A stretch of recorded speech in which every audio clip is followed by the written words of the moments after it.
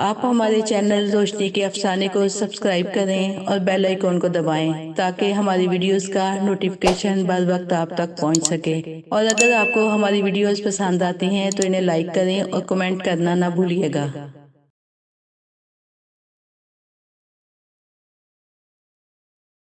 بسم اللہ الرحمن الرحیم۔ پرانے زمانے میں کسی علاقے پر ایک بادشاہ حکومت کیا کرتا تھا جو بڑا ظالم اور منکر خدا تھا، جبکہ اس کا وزیر توحید پر ایمان رکھتا تھا۔ وزیر نے بڑی کوشش کی کہ کسی طرح سے بادشاہ کو اہل ایمان میں شامل کرے، لیکن وزیر کی کوئی بھی کوشش کامیاب نہ ہو سکی۔ ایک دن وزیر نے ایک ماہر انجینئر کو اپنے پاس بلایا اور کہا کہ میں چاہتا ہوں کہ باہر جنگل میں آبادی سے بہت دور بادشاہ کے لیے ایک عظیم الشان محل بنا دیا جائے۔ میں تمہیں اس کے لیے منہ مانگی دولت دوں گا، لیکن اس بات کا خیال رکھنا کہ وہ محل کم از کم مدت میں مکمل ہو اور بادشاہ کو اس محل کے بارے میں بالکل علم نہیں ہونا چاہیے۔ ماہر تعمیرات نے وزیر کے حکم کی تعمیل کی اور تھوڑے ہی عرصے میں اس جنگل میں ایک عظیم الشان محل تعمیر کر دیا۔ اس کے کچھ دن بعد وزیر نے بادشاہ کو شکار کی دعوت دی، جسے بادشاہ نے بخوشی قبول کیا۔ الغرض بادشاہ اپنے ساتھ لاؤ لشکر لے کر جنگل کی طرف روانہ ہو گیا۔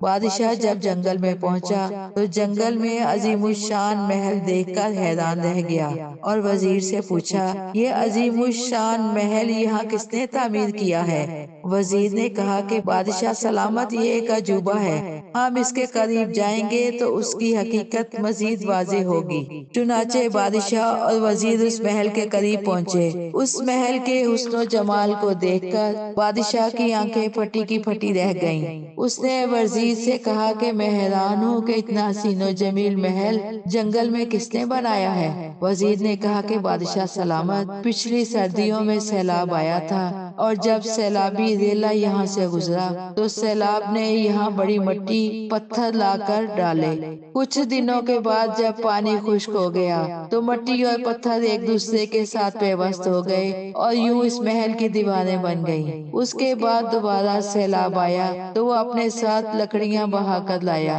اور جب لکڑیاں یہاں پہنچی تو وہ یہاں آ کر رک گئیں، اور پھر چند ہی دنوں میں انہوں نے دروازوں اور چھت کی شکل اختیار کر لی۔ اس کے بعد ہوا آئی تو اس میں پھولوں کے بیج اڑتے ہوئے آئے اور خوبصورت چہچہاتے ہوئے پرندے یہاں آئے، اور پھول کے بیج یہاں کیاریوں میں آ کر پھلنے پھولنے لگے، اور یوں یہ محل وجود میں آ گیا۔ جب بادشاہ نے وزیر کی تقریر سنی تو اس نے زور سے قہقہہ لگایا اور کہا، یا تم پاگل ہو گئے ہو یا تم مجھے پاگل سمجھتے ہو؟ کیا میں اتنا ہی پاگل ہو گیا ہوں کہ تمہاری یہ احمقانہ باتیں تسلیم کر لوں گا؟ کوئی بھی محل اس طرح سے کبھی نہیں بنتا، اس کے لیے ماہر تعمیرات اور معماروں اور مزدوروں کی ضرورت ہوتی ہے، پھر کہیں جا کر ایک محل بنتا ہے۔ وزیر نے کہا، سلطان معظم، آپ نے بالکل صحیح فیصلہ فرمایا کہ مٹی اور گارا خود بخود اینٹوں میں تبدیل نہیں ہوتا اور ایک محل اچانک ظہور پذیر نہیں ہو جاتا۔